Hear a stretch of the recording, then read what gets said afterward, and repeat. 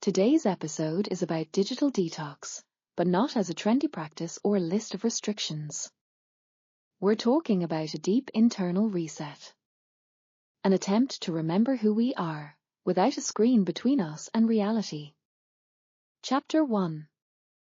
Presence as a disappearing art. One of the rarest and most valuable states of modern humans is true presence.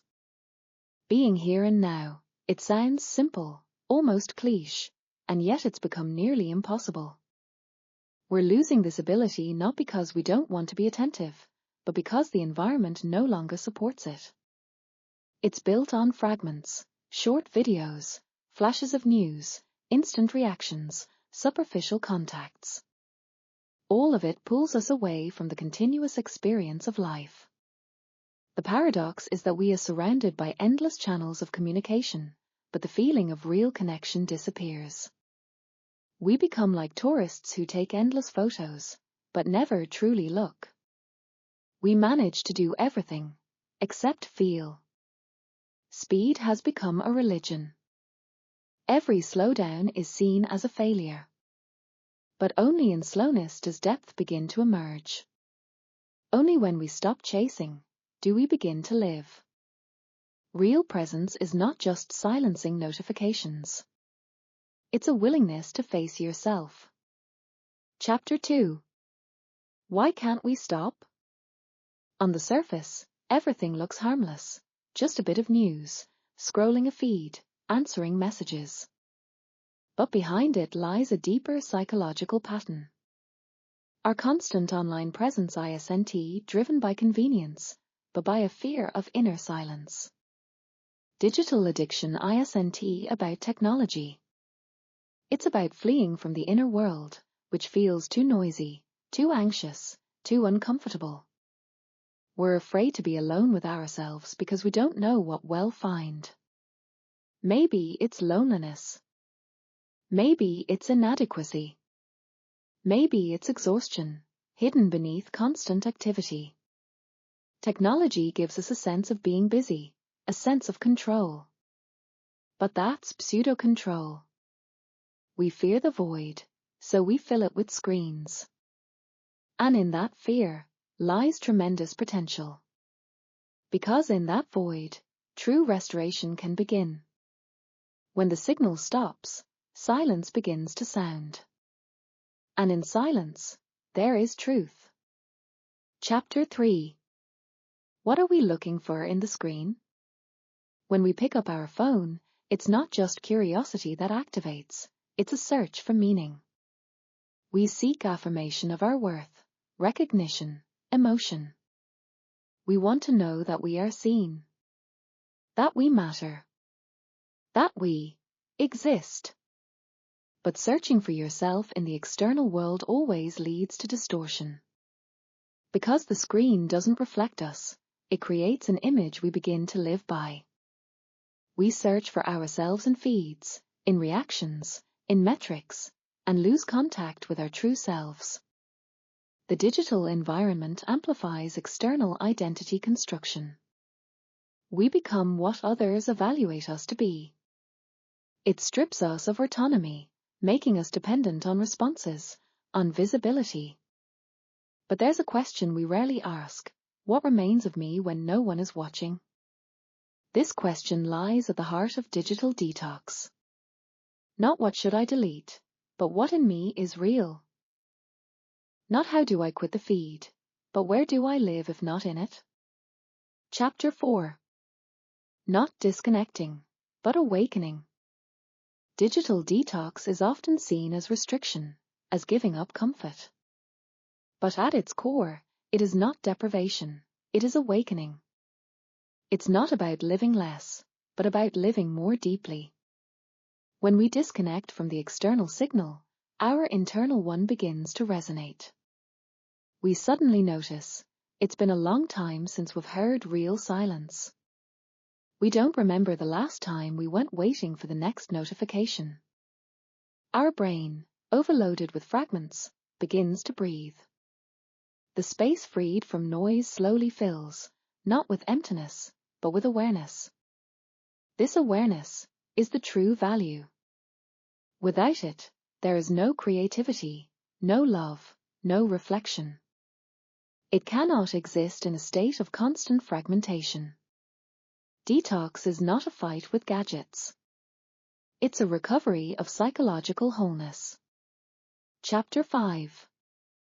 The first hours of silence. The first thing that meets a person stepping into digital silence is anxiety. The brain craves a signal. The hand reaches for the screen. There's a sense of missing out. Fear of missing out, FOMO, works like an internal alarm. Check. What if something important happened? But behind this is not the fear of missing out, it's withdrawal. We're used to external validation as our compass. And when it's gone, disorientation arises. But if you endure, if you stay in this pause, a new state emerges. You begin to hear the background layers of your mind. You encounter questions long postponed. Sometimes, pain. Sometimes, truths you didn't want to face. But this isn't discomfort for suffering's sake. It's cleansing. Like tears that haven't been shed in years. Like thoughts that waited for silence to speak. Chapter 6. Enduring the internal pause. The hardest part is not disconnecting. The hardest part is not reconnecting out of habit. Because the void we're left with often feels unbearable. But only it can become the soil for growth. True detox is not a refusal, but a spiritual act of endurance. It's the ability to remain in nothingness until something real emerges. It's the trust that within you is the resource to exist without the crutches of the outer world. We live in a culture of instant reactions. But the deepest things require time. Silence is not an absence. It's a space where something true can be born. And if you can bear it, you will become someone new. Not because you've been changed, but because you've returned to yourself. Chapter 7. Rhythm disruption as a challenge to identity. When we step out of the digital rhythm, we seem to fall out of the system. Suddenly, we realize the whole familiar pace, all the reactions, the busyness, they are not necessary. They are imposed by the external format of life. Without notifications, relationships don't disappear. Without a feed, reality doesn't vanish. We begin to see most digital activity is not a need, but a ritual of maintaining the status quo. And when you realize this, a reformatting of the self begins. Because the I built in the digital space is a farday. It's not who you are. And being without that farday is scary, but also deeply liberating. Detox doesn't just break rhythm, it breaks perceptual structure. It's a reconstruction of identity. Not cosmetic. Foundational. That's why it must be approached not as a technique, but as an inner journey. Chapter 8. A space where you can breathe. What arises when the signal disappears? A strange sense of expansion. Space becomes dimensional. Sounds clearer. Thoughts connected. The pressure of urgency dissolves. The world becomes less dense, but more saturated. This state is hard to describe, but easy to feel. It's like a breath after long apnea. Like the first day after a long illness. Like returning to a house you left long ago but never forgot. It doesn't mean you'll now live without a screen. It means the screen will no longer be the center. The space becomes breathable. And in that breath is the chance to feel truly alive. Chapter 9. Not a regimen, but a ritual. Detox is not a schedule. Not a rule. It's an act of internal honesty. We're not limiting ourselves, we're creating space for another quality of life. For each person, it may look different. Someone drinks tea while looking out the window. Someone walks barefoot on grass. Someone sits in silence for hours. It's not necessarily disconnection. It's a recalibration of presence. What matters is not how many hours you're offline. What matters is who you are in that time. What emerges within you when there are no usual distractions. Detox isn't a reduction. It's a deepening. Chapter 10. What remains when the noise leaves? What remains is something very simple and nearly forgotten. You. Without filters. Without metrics. Without the need to be anyone else. What remains is a life where you don't react, you live. A gaze not aimed at the camera, but at the face of a loved one.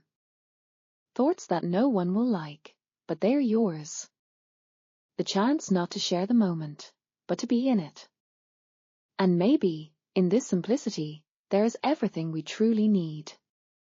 Not a rejection of the world, but a return to yourself in the world. Detox is not a pause. It is an initiation. An internal transition from automatism to awareness. A way to step out of the noise, not forever, but long enough to remember why you live at all. Don't rush. Don't shut down. Just go quiet. For a minute. For an evening. For a day. And maybe in that silence, you will hear not absence, but the beginning of something new.